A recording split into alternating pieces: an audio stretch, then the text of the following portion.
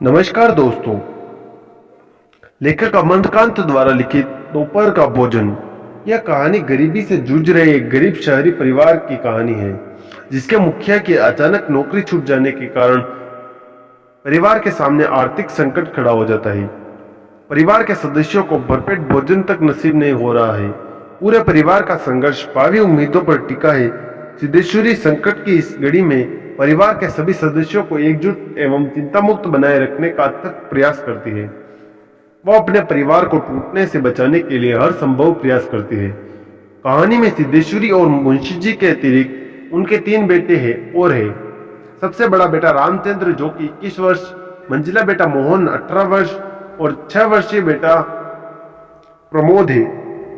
रामचंद्र नौकरी की तलाश में स्थानिक दैनिक समाचार पत्र में प्रूफ रीडिंग का कार्य सीखता है और मोहन उच्च विद्यालय में एग्जाम की तैयारी कर रहा है। इस पाठ में जीवंत पात्र के रूप में सिद्धेश्वरी अत्यंत दबाव में अपने परिवार की गाड़ी को खींच रही है। परिवार की स्थिति अत्यंत दयनीय होने के कारण भी परिवार को जोड़ने का प्रयास कर रही है। वह अपने परिवार को एकजुट रखने के लिए झूठ का सहारा भी लेती है। उसका हमेशा प्रयास रहा है कि घर के सभी सदस्यों को सुख पहुंचाए, भले ही स्वयं दुख या कमी में जीती रहे।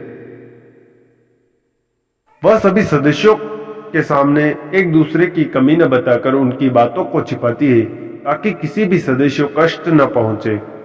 सिद्धेश्वरी ने झूठ बोलकर कोई पाप नहीं किया, बल्कि परिवार के सभी सदस्यों को एक दूसरे से जोड़े रखा है। ऐसा झूठ जो किसी की भलाई के लिए बोला जाए, उसे बोलने में कोई बुराई नहीं है। घर के सभी सदस्य बारी बारी कर भोजन के लिए आते हैं। सभी मन ही मन इस बात से परिचित थे कि घर में पर्याप्त भोजन नहीं है। वे सभी कुछ न कुछ बहाना बनाकर आधे पेट भोजन करके ही उठ जाते हैं। रामचंद्र के भोजन के दौरान सिद्धेश्वरी मंझले बेटे मोहन की पढ़ाई की झूठी तारीफ करती है और मोहन से भी झूठ कहती है कि रामचंद्र आज उसकी प्रशंसा कर रहा था। मुंशी जी को भी कहती है कि रामचंद्र उनको देवता के समान कहता है। नियंत्रण विभाग में क्लर्क पद से उनकी नौकरी छूट गई थी और मुंशी जी काम की तलाश में है। मुंशी जी भोजन करते समय सिद्धेश्वरी से नजरें चुराते हैं। उन्हें मालूम है कि घर में भोजन कम है और वह स्वयं को इस स्थिति का जिम्मेदार मानते हैं। भोजन के दौरान सिद्धेश्वरी एवं मुंशी जी असंबद्ध बातें करते हैं, जैसे बारिश न होना, फूफा की बीमारी, जबकि इन बातों का महत्व नहीं है। फिर भी यह सभी बातें पाठ से जुड़ी हुई है। यह बातें मन की व्यथा, जीवन के अभाव आदि दर्शाती है। इन बातों से वह मूल विषय गरीबी का वह अभाव से बचना चाहकर अपने दुखों को कम करना चाहते हैं। सिद्धेश्वरी पर्याप्त भोजन न होने पर भी सदस्यों और भोजन लेने का आग्रह करती है। ऐसा करके वह किसी को भी गरीबी का एहसास नहीं होने देना चाहती है।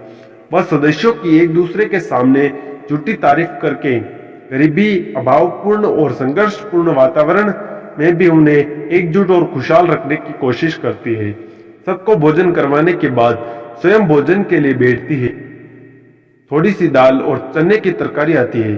अब उसे अपने सबसे छोटे बेटे प्रमोद का ध्यान आता है, जिसने अभी तक भोजन नहीं किया था। वह आधी रोटी तोड़कर प्रमोद के लिए रख देती है तथा स्वयं आधी रोटी भोजन के लिए बैठती है। पहला ग्रास यानी कि टुकड़ा मुंह में रखते ही उसकी आंखों से टप टप आंसू गिरने लगे, जो कि विवशता का बयान देते हैं।